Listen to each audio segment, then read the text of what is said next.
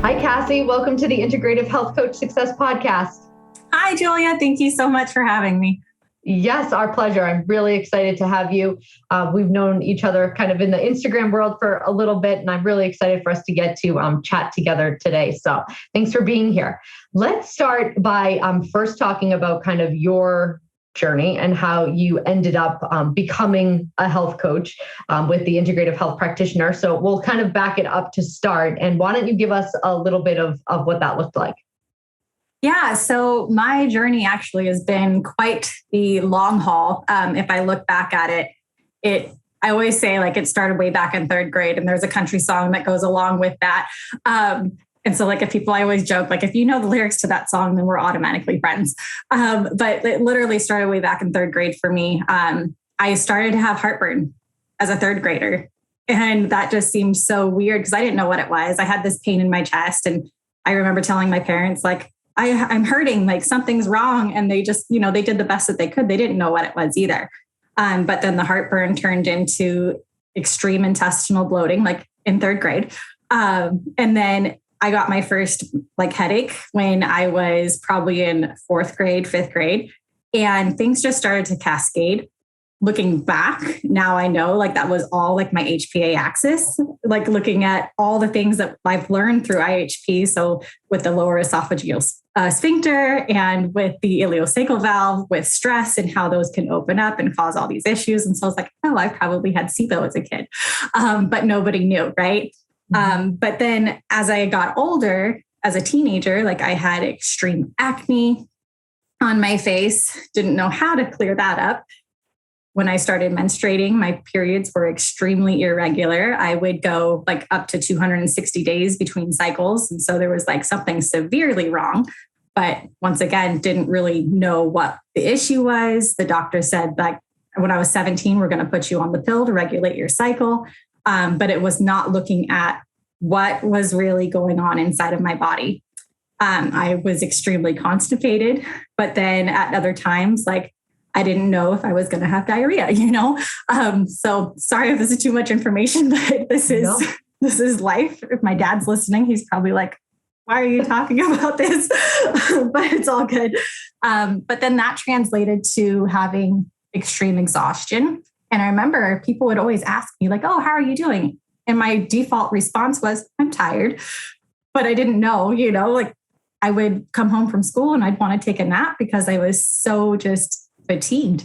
Then when I got to be an early adult, I was diagnosed with high cholesterol at 21. And so it's like, I'm 21 years old and they want to put me on the same medication that my grandmother is on. Like that does not seem okay to me.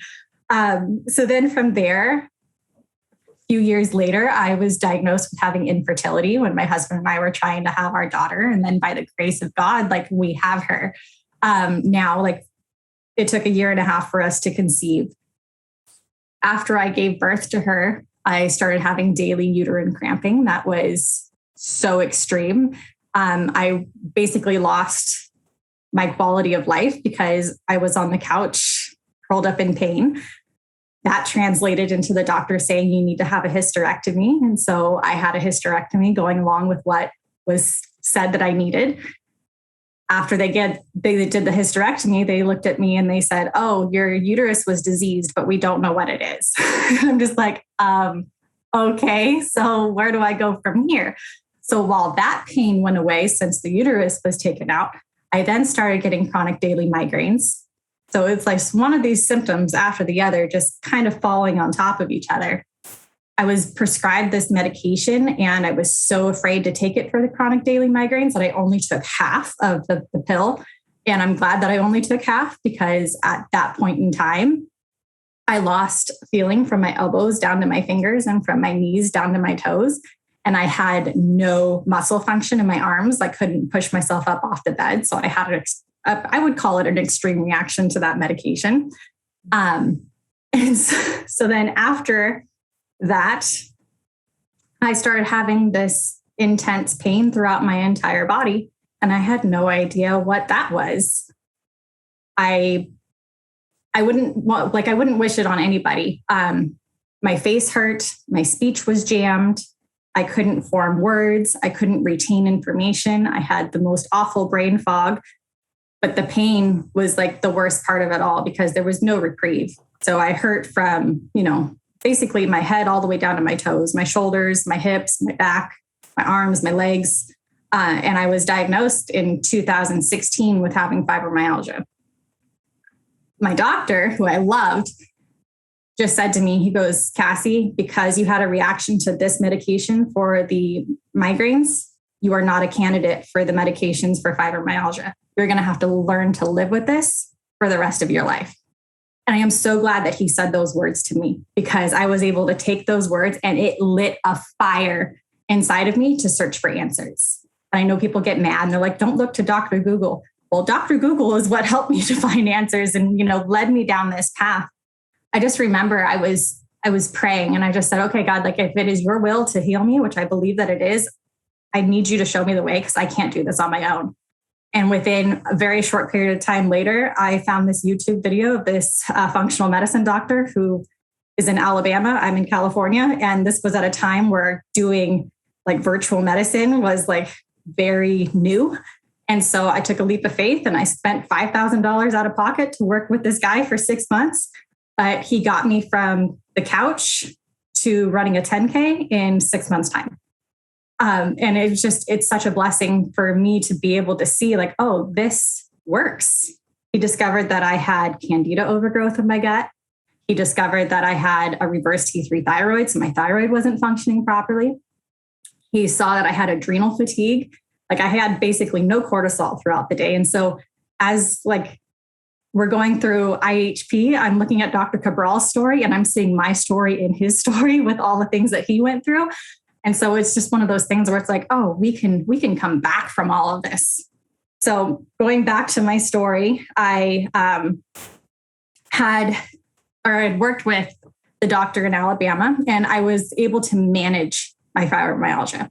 I wouldn't say that I put it in remission. I was able to manage it because I would go 2 to 3 months without hurting.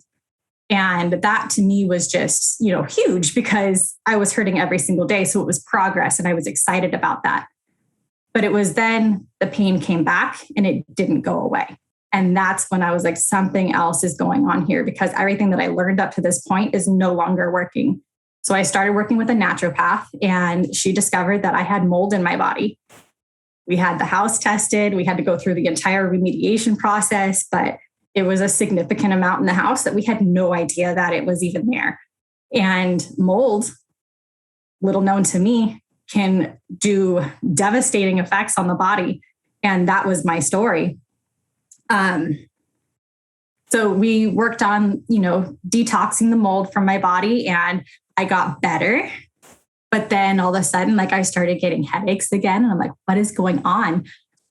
Well, we had a smart meter on our home. And so then I discovered that EMFs were a huge deal for me. And we got rid of the smart meter and my headaches went away. So I'm like, oh, there is so much more to this space of natural health that I was becoming aware to. So the pain had gone away. I was good. The migraines had gone away. I was good. But then the pain came back again. And I'm like, oh, okay. So I started to feel a little bit defeated, but I knew, you know what? I've been through this stuff before. I'm going to get through it again. It's okay. We've discovered that it was moldy firewood we had brought into the home. And so it's like, oh, I know exactly what to do. So I took everything that I had learned and I implemented those protocols. And it was during this time that I had started IHP because I wanted to go back to school. I wanted to be able to help other people like me. I wanted to be able to offer hope that you don't have to suffer. That was, let's see here. I'm 11 months pain-free right now, which is huge. Next month, is my goal. I'm going to be celebrating an entire year of being fibromyalgia flare-up free, which is huge. And I'm just, I'm so excited about that. It's a goal that I didn't even know that I had until all of a sudden 6 months had passed, 8 months had passed, 9 months. And now here I'm at 11 months. And that is just so close within sight that I'm like, we're going to claim victory over putting this fibromyalgia in remission, over putting the brain fog in remission, over putting, just the migraines in remission, everything that I've gone through. And here I'm the healthiest I've ever been. And I feel amazing. Yeah. Oh my gosh. So what an amazing story. I started to choke up when you said that the doctor said to you, everybody's used to me crying on this podcast. It's all good. That the doctor said to you, like, you're just going to have to live with it. And your response was like, thank God he said that to me. Like you look back and that was probably the best thing anybody could have said to you. But so many people would have used that as like, great, this is it. This is my sentence. They walk out the door and they're going to figure out how to live with pain for the rest of their life. And you didn't. And like, look where you are. Right. I mean, it's huge. And, you know, it's by the grace of God that I'm here being able to smile, like sitting on the other side of this computer to say like, I am well, you know, like I am well. And I don't know if I've ever been able to say that.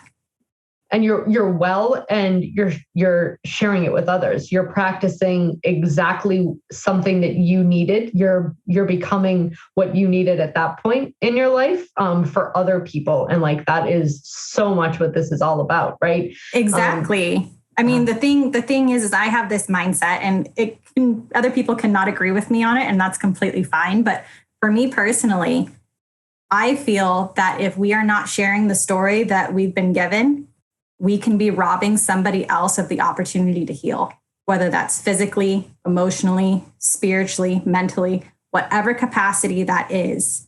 We could be potentially robbing someone else of that opportunity because they're not able to hear the story that resonates with them.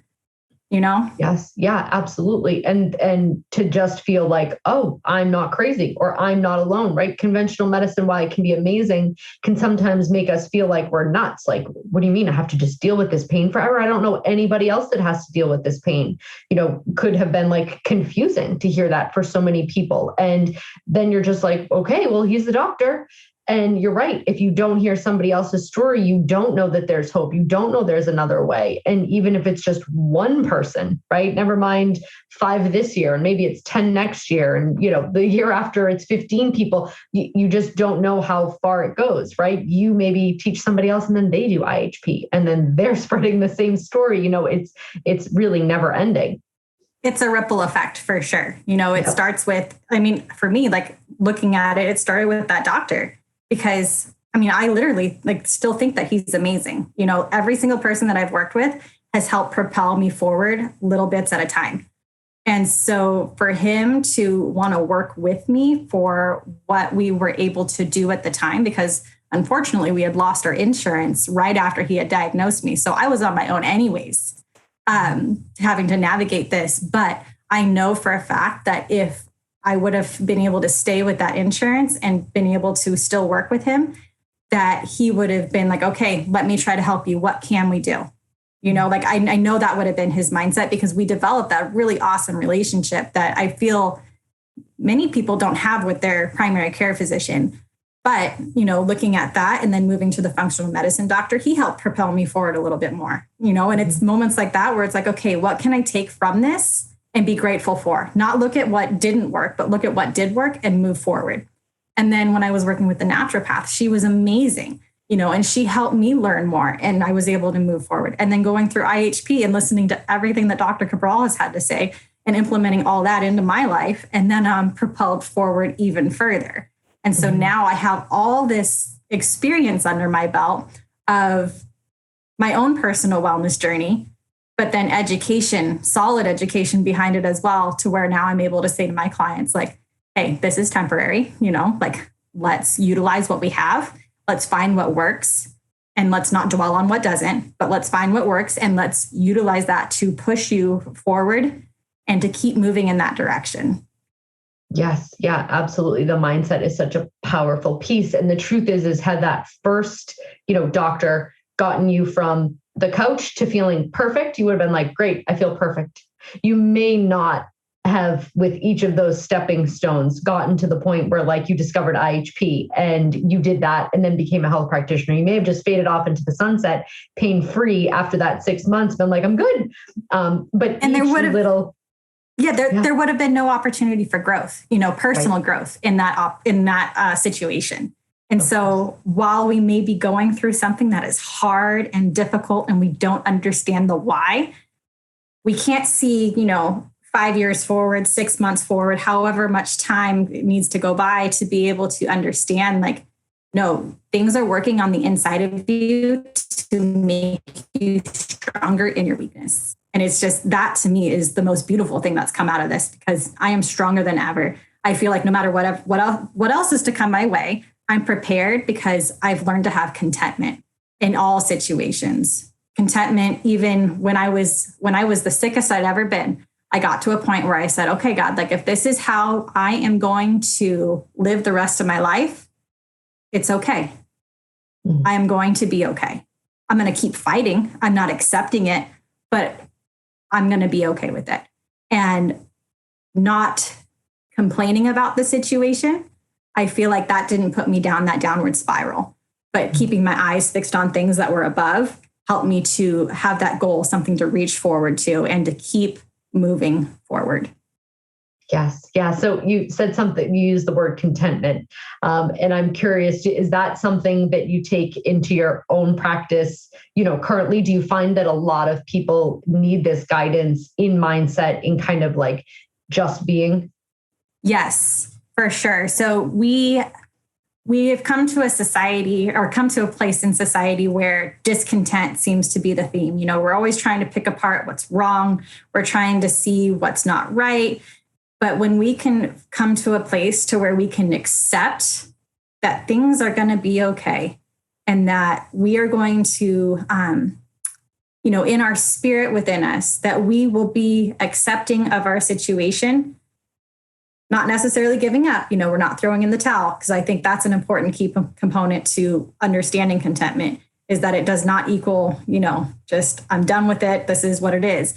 But coming to a place where we are at peace with what our situation is and being able to move forward, like that is so important. And with my clients, I try to tell them all the time, like, it's baby steps over time that covers a huge distance. And so if we can keep moving forward, keep taking that extra step, then over time, you're going to look back and you're going to be like, oh my goodness, I no longer have fatigue. Oh, wait, my joint pain's gone. I have energy to play with my kids.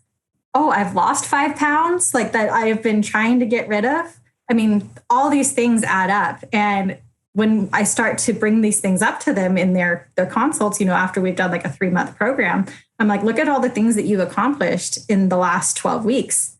And they're like, oh, wow, that's a lot. Like they don't realize it until you bring it up to them.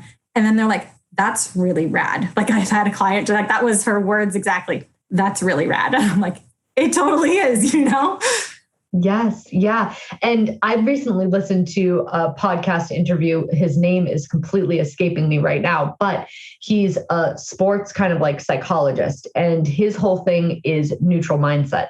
And it resonates. So it's very similar to what you're saying, which is oftentimes we are so stuck in the negative that getting somebody to go from like completely negative to way super positive is like way too far of a leap. They can't even see to the positive. Just getting them from negative to contentment, or negative to neutral, and to just not speak so heavily on the negative allows them to stay in a place where they can actually go forward. He uses the analogy of like, you can't go from reverse to forward. You have to hit neutral. And if you can't access neutral, you're never going to go forward. And I listened to it and I was like, oh, but like, doesn't that like kind of like dumb down how important it is to have a positive mindset?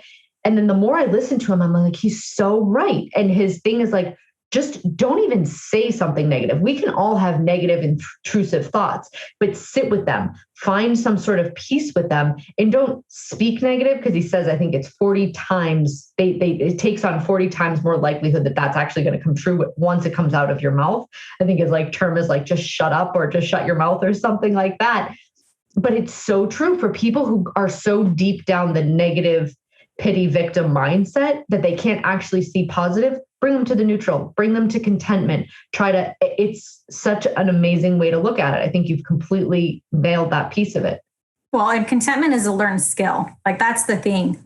We have to learn how to do it. So we have to exercise, right? Like just like we're exercising our bodies to get stronger, we have to exercise to make that skill stronger. And so it's active in our minds where we have to recognize, oh, I am in a moment of discontent right now. How do I flip that around? Okay, let me find gratitude in this situation, because it's when we can find gratitude, when we can claim victory over that discontent. And then that starts to build upon itself. And then the more gratitude that we have, the more contentment we have.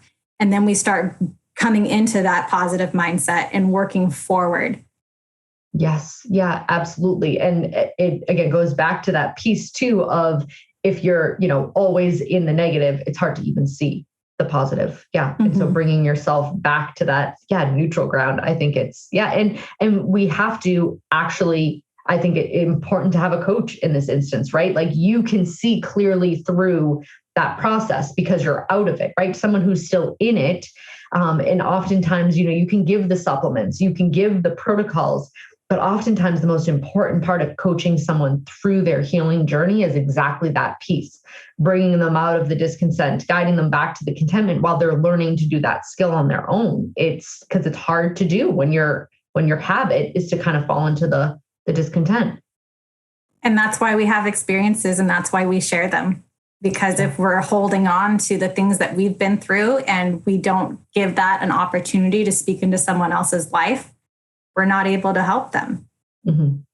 Yes. Yeah. And the most passionate, the most experienced, successful coaches I know have their stories. They have their pain, to passion stories of where they went through these dark periods. And I think, Dr. Cabral would agree that that's what has propelled him to the place where he is he was just determined.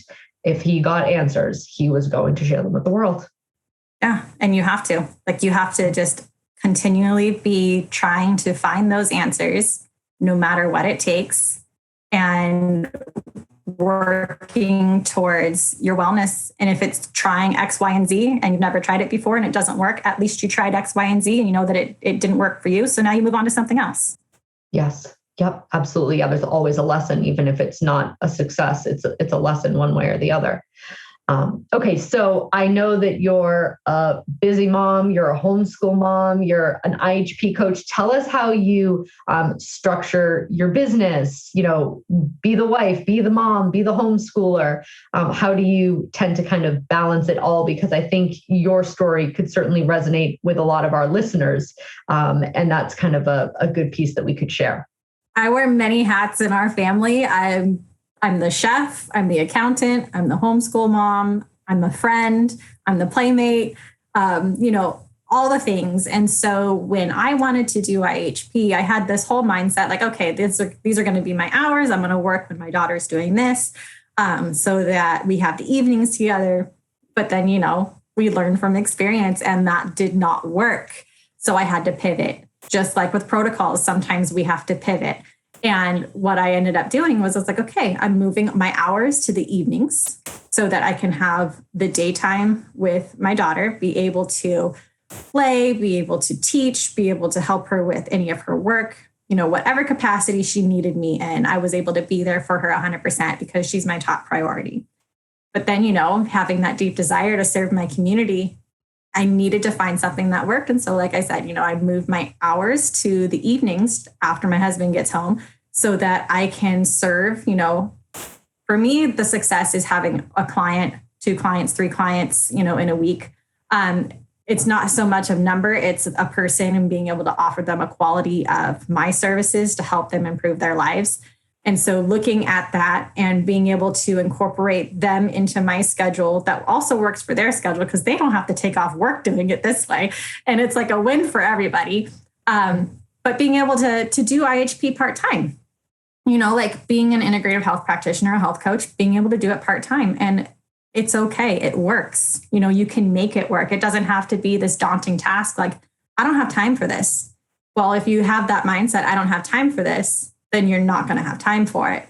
But if it's something that your heart deeply desires, like I have a deep desire to help people, I want them to feel well. I know what it's been like to be on the other side of it. I know how agonizing and painful and deep and dark that place can be. I don't want people to have to suffer. And so it's important for me to make time for them. And so I make time by, like I said, moving my hours to the evenings. Sometimes I do a little bit of weekend work to where I can really make this work for what I have. Yes. Yeah. And it can be in seasons too, right? Like for right now, this is how it works. And in 2 years, it might work a different way where you're able to scale up. And then 2 years later, you scale down. Like it's one of those things where you can do as much as little, but still be in it and getting the fulfillment that I think we kind of all, it's your own autonomy. It's your business. It's your ability to communicate and serve and help.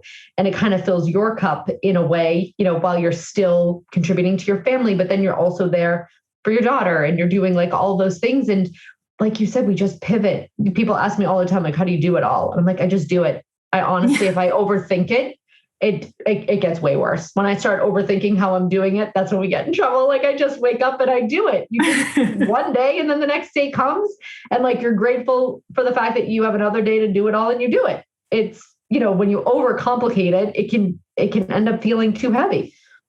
For sure. And that can be a real easy spiral to once again fall down if you just allow yourself to get overwhelmed. But it's taking those moments and stepping back so that stress doesn't take over your own life, right? Because I could easily get stressed throughout my day, being like, oh, like my daughter needs help with her writing curriculum. Oh, but I have to email this client. Oh, and I have I have another client that I'm supposed to hop on a call with. Oh, but the dog just threw up and I need to go take care of that too. I mean, so many things can pile on, but it's important as a coach too, to take time to implement the practices that you are encouraging your clients to take. So every day, I have my routine. I make sure that I get my walking in. I make sure that I get my sunshine. I make sure that I get my quiet time. I have to implement these things so that with my busy schedule as a stay-at-home homeschool mom who runs a health coaching business, that I'm taking care of myself so I don't fall back into the space where I was in before. Because let's just be honest, nobody wants to go back there. I don't want anybody to go back there. Yes. Yeah. And it's such an important lesson for your clients too, because you teach them, I'm going to get you here, but then there's also a maintenance piece to it. You don't just stay there, once you're on top of the mountain, you have to make sure that you don't fall back down the hill. Right. And it takes constant care for yourself and making your health and wellness a priority. 100% agree. Yes. So can you share, I'm curious if you have favorite resources. So I know obviously, you listen to Dr. Cabral and maybe his podcast, and there's other functional medicine doctors that you've worked with. Do you have any favorite literature, podcasts, books, things that are kind of inspirational, either from a mindset or a learning tool? I came prepared. So I do have a stack of books next to me. I'll share 3 of them. How about that? I won't share all 5. Okay. So this book right here is called Learning Contentment, A Study for Ladies of Every Age by Nancy Wilson. And I mean, going along with the theme of basically what we talked about today, finding contentment. And this book, I love it because it gives these questions at the end of each chapter. And if you really take the time to reflect on those questions and to answer them, like you're doing work within your heart, like your heart is being worked on and you're becoming stronger. You're starting to realize like, oh, I didn't know that I thought that. And you can start to shift that mindset. So that's one of them. Another one, just because we talked about EMFs and how they affected me, Dr. Mercola's EMF'd. This book has a ton of great information in it. Things that we never even thought were an issue with EMFs, like he lays out.